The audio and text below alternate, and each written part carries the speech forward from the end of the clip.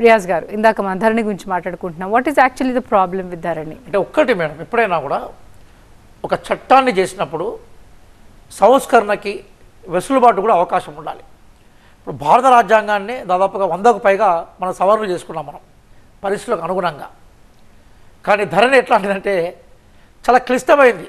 American constitution అనేది చాలా బేసికల్గా మనకి ఫ్లెక్సిబుల్ కాన్స్టిట్యూషన్గా ఉంటుంది. బ్రిటన్ కాన్స్టిట్యూషన్ చాలా రిజిడ్గా ఉంటుంది. కానీ వాటికన్నా ఇది చాలా రిజిడ్గా ఉన్న అంశం ధరణి.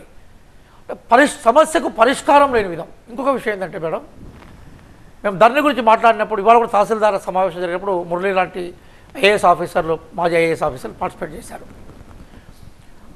చట్టం అనేది న్యాయం ఇమీడియట్గా చేయడానికి ఒక అవకాశాన్ని ఇవ్వాలి. జస్టిస్ డిలేడ్, జస్టిస్ డినైడ్ అని ఒక ప్రావెర్బ్ ఉంది మనకి. అంటే న్యాయము ఆలస్యంగా లభిస్తే న్యాయం లభించినా లభించినట్టే. వాడు ఒక వ్యక్తి మరణించిన తర్వాత న్యాయం ఇస్తే ఏముంటుంది? న్యాయం డిలేడ్ కావడం, డినై చేయడమే. కాబట్టి ఇప్పుడు మీరు చెప్పినట్టుగా ధరణిలో ఏంటంటే అనేక సమస్యలు ఉన్నాయి, దానికి పరిష్కారాలు లేవు. పరిష్కారాలు లాక్ చేసి పెట్టారు వాళ్ళు. పరిష్కారాలు లాక్ చేసే చట్టం అనేది విలువైన చట్టం కాదు, అది ఎవరికి కూడా ఉపయోగపడే చట్టం. కాబట్టి మేమేమంటున్నాం అంటే పరిష్కారం లేని చట్టం ఉంటేది ఊడిపోతుంది అనేది మా బేసిక్ ఆబ్జెక్షన్. రెండో అంశం ఏంటంటే గ్రామాల్లో ప్రభుత్వ రిప్రజెంటేటివ్స్ ఉండాలి కదా. ఒకప్పుడు నిజాం పరిపాలనా కాలంలో ఎన్టీ రామారావు గారు వచ్చేంత వరకు కూడా పట్వారీ వ్యవస్థ ఉండేది. పటేల్, మాలీ పటేల్, అట్లాగే పోలీస్ పటేల్ ఇట్లాంటి వ్యవస్థ ఉండేది.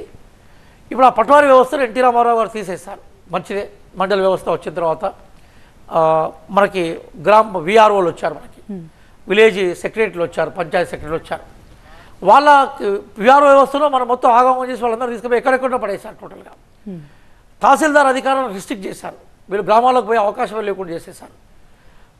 ధరణి సమస్యలను పరిష్కరించే అవకాశం వాళ్ళకు లేకుండా అయిపోయింది.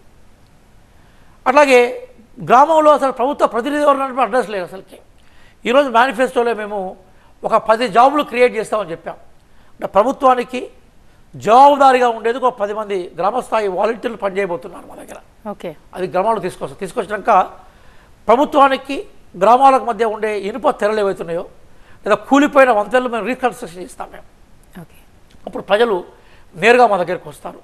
ధరణి మీద ఉన్న మాకు బాగా విమర్శ ఏంటంటే ఒకప్పుడు నక్సలైట్ల పోరాటం వల్ల ఏ భూస్వాములు అయితే భూములను వదిలిపెట్టి బయటకు వచ్చారో న్యాయంగా భూములు పేద పేదలకు పంచితే బాగుండేది. లేదా భూ సంస్కరణ అనే ఒక గొప్ప పోరాటాన్ని, గొప్ప సంస్కరణను కాంగ్రెస్ పార్టీ తీసుకొచ్చిందో, భూదానోద్యమాన్ని కూడా తీసుకొచ్చింది కాంగ్రెస్ పార్టీ కదా. ఆచార్య వినోబా భావే ఆధ్వర్యంలో, వారు గాంధీ గారి శిష్యుడు.